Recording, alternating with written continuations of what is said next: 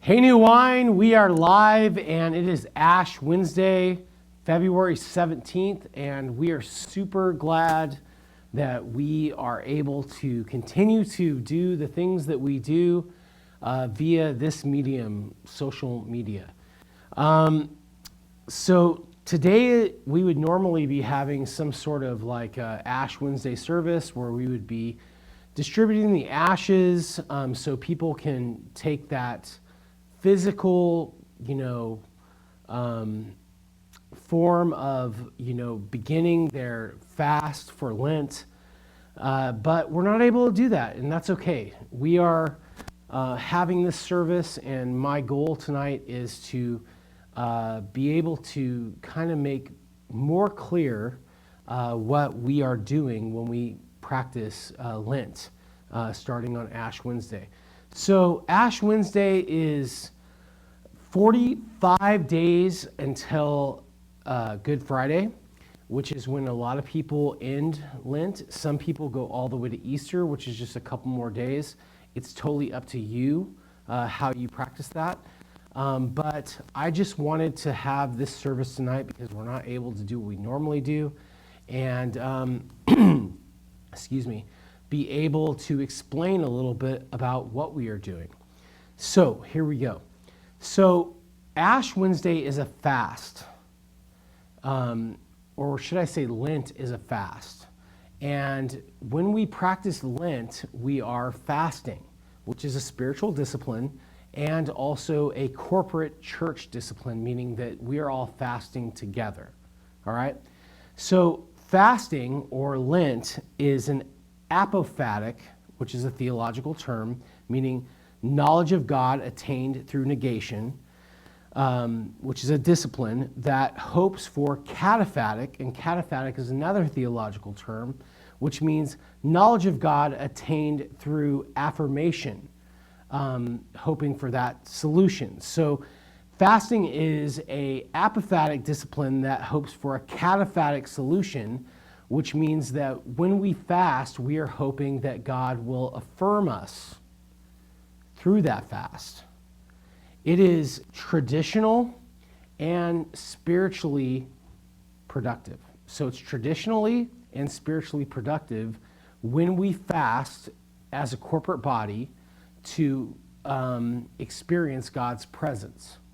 And what that basically means is that according to the tradition of the church and scripture, we are beings that lack and need something in order to make us whole in all the aspects of our life, which is Christ. I mean, the need that we have is that we need Christ in our lives. And all of tradition and all of scripture tells us that we need Christ in order to be whole and productive and everything that we could possibly be, to be our true selves in our life. And so why we fast and why we practice Lent is not so that we can be legalistic and say, oh, well, we gave up all this stuff and God owes us something. Or it's not so that we can be more spiritual or more tough than anybody else, that we are able to give up something for a certain amount of days. It's so that we can eliminate things in our lives in order for God to fill those aspects of our lives with Himself. Let me say that again. It's in order for us to eliminate those things in our lives which we depend on so that God can fill those places in our lives with God's self. I mean, fasting is kind of a dumb thing. We're going to give up food, we're going to give up vices, we're going to give up things in our life that make us happy so that we can just feel good about ourselves.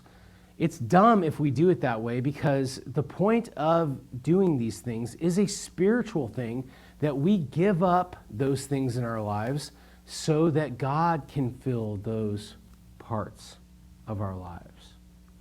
So Lent works like this. We fast areas of our life, habits in our life, or things in our lives that we depend on to assuage the difficulties of life or help us get through the day or the things in our lives in order for God to fill it and show us that we really don't live by those things alone, but by the words of God or the presence of God in our life that leads us to do His will, which is good, pleasing, and perfect. So, whatever we have in our life that we are depending upon, whether it be bread, food, vices, things that take away the pain in our life, or things that we think we need in our life in order to make it whole, those are the things that we should fast.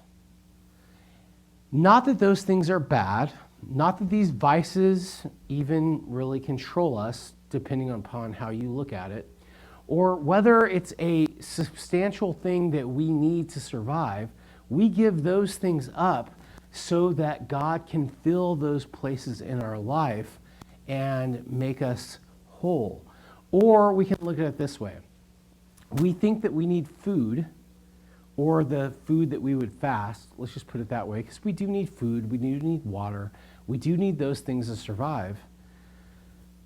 We give those things up a meal at a time, or alter the diet that we have so that God can fill those spaces and show us that He is the thing that we actually need. Or we go to our vices, the things that assuage the pain in our life. We give those things up, and we instead spend the time that we would on those things with God, so that He can fill those areas and show that He is the real reliever, counselor, healer of our pain. Or just the things in our life, the shopping on Amazon, the conversations that we might have with a close friend, or the talking behind people's backs, or whatever it might be.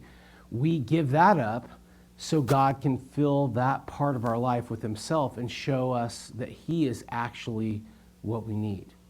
Now, one of the things that I think that you will see if you actually practice Lent and give something up for 45 days or 47 days, however far you want to go, is that you will see that when you give these things up, God will begin to reveal His will, which is super important to understand. When God begins to reveal His will to you, it's not just that He's showing up in in an area where you can sense His presence and it makes you feel all like Jesus bumps and stuff like that. It's the sort of thing where God begins to direct you to something that's better. Maybe it's like, okay, well, I love this sort of food that I'm giving up, but you begin to pray and give up, whatever that sort of thing is, whether it be breakfast, lunch, dinner, a certain type of food or something like that. And when you give that up, God begins to start to inspire you, make you aware of His presence, and start to lead you in a different direction. Or maybe it's a vice, you give up smoking, alcohol, a different part of your life, food, desserts, something like that, that you use to assuage pain. God will begin to fill that part of your life, make you aware of His presence, and start to lead you in a different direction.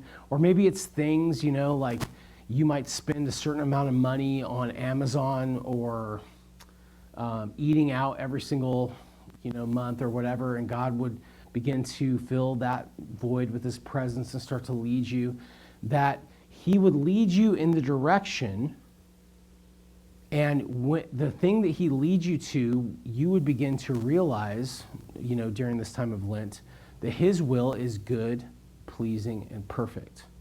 I mean, I've preached on this scripture a whole bunch of times. It's not the first time for sure, but in Romans chapter 12, probably the easiest place to turn in my Bible because, I've done it so often. But it talks about this. It talks about giving a sacrifice to God. It says, "And so, dear brothers and sisters, I plead with you to give your bodies to God because of all He's done for you. Let them be a living and holy sacrifice, the kind He will find acceptable." So when we give our bodily needs, our vices, the things that we think give us life to God, It's a holy sacrifice, and it's the kind he will find acceptable. It's not the,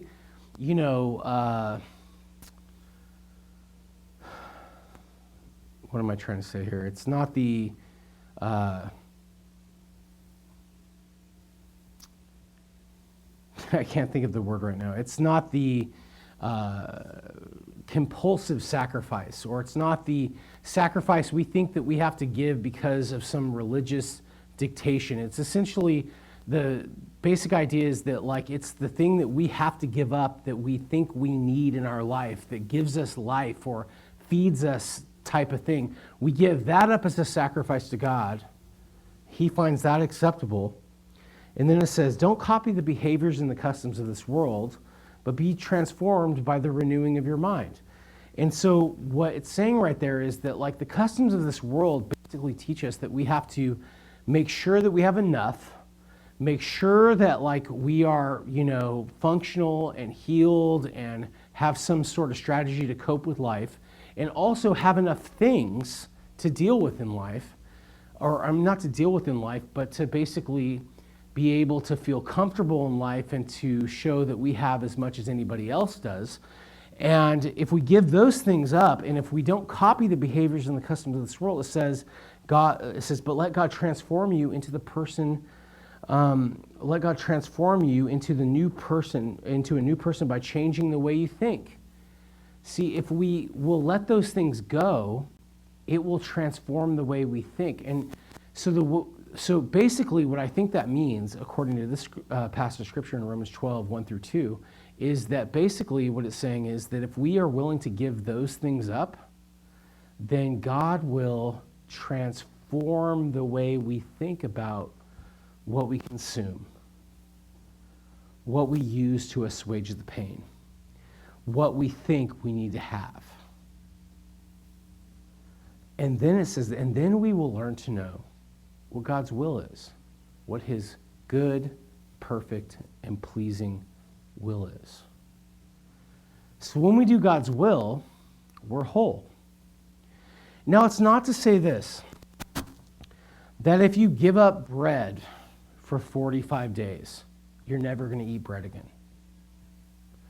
It's not to say that if you give up smoking for 45 days, that you're never going to smoke again. It's not to say that if you stop buying things on Amazon and instead give that money to the poor, that that's going to be what you do for the rest of your life. It's just to say that those things get put in their proper perspective or their proper place. That food no longer becomes something that you are filled with anxiety about.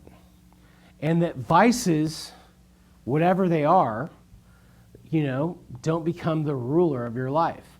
And that status or money or things don't, become the priority that makes you feel like you have more than other people or that gives you some sort of place in life. But that all of these things get put into their proper place because we have allowed God to fill those spaces and put them into the place where they deserve to be, which is under God.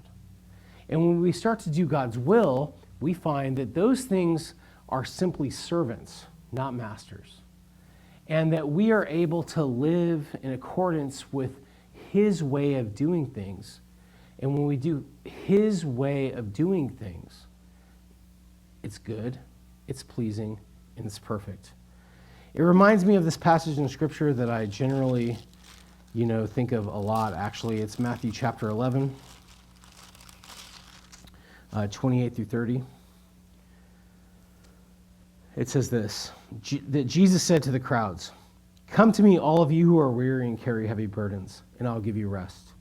Take my yoke upon you and let me teach you, because I am humble and gentle at heart, and you'll find rest for your souls. For my yoke is easy to bear, and the burden I give you is light." The point Jesus is making here is something that we all need to realize. The burdens we bear are not circumstance, which we would love for them to be. And they're not happenstance, which we would love them to be. I mean, we think we come to Jesus with like, my circumstances are hard. I don't have enough money. I don't have a job. I don't have, everything in life. Or for those of you who do have those things, it's like this situation in my life with my boss or my wife or my kids is so hard for me to bear. Let me offload this burden to you. I'm not saying that those aren't burdens, but I think the bigger burdens are what we think we need to live,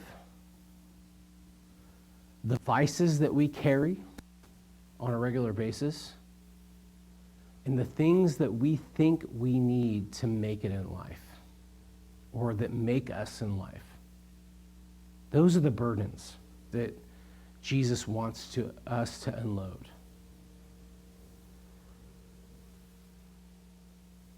He says, take my yoke upon you, which is just a rabbinical illustration to talk about taking my teaching upon you. I've talked about that plenty. He says, let me teach you, because I am humble and gentle at heart, and you'll find rest for your souls. For my yoke is easy to bear, and the burden I give you is light. If you will take these burdens and subtract them from your life during this time of Lent, if you'll give up the things that you need, the things that you think assuage the pain in your life, the things that you think make you who you are, if you'll just offload those burdens, Jesus will fill those places because his burden is easy and his yoke is light. And you will find rest for your soul. I don't know the better way to tell you. I don't know anything more than I can say, except that I would encourage everybody that's part of New Wine. You might be part of a church and watching this and you don't practice this. That's on you. You don't have to. Everyone is welcome to participate in what we're doing. But if you're part of New Wine, I want you to think of something that is a burden in your life, whether it's something that you think you need to survive, whether it's something that you think you need to assuage the pain in your life, whether it's something that you need to show the status of who you are. I would just encourage you to give one of those things up until Good Friday or Easter, your choice. Because I can promise you this, that if you will intentionally, during those times that you would consume whatever that burden is, just spend that time seeking Christ, he will fill that void in that space. And he will reveal what his good, perfect, and pleasing will is. And isn't that the point of what Christianity is all about? It's allowing God to fill the voids in our life so that we can become the people he created us to be. So, hey, listen, every Wednesday night until Easter, we're going to be talking more about this. And I just want you to know that we are going to be opening up sooner than you think so that we can physically be here together and continue to move towards who Christ has called us to be as a body and as individuals. But I want you to know this is an important time to not just kind of say, I don't care, that's legalism, whatever. It's not legalism. What we're doing is we are subtracting something from our life so that God can fill that void. I hope you do it. I hope you participate. I love you guys. Peace.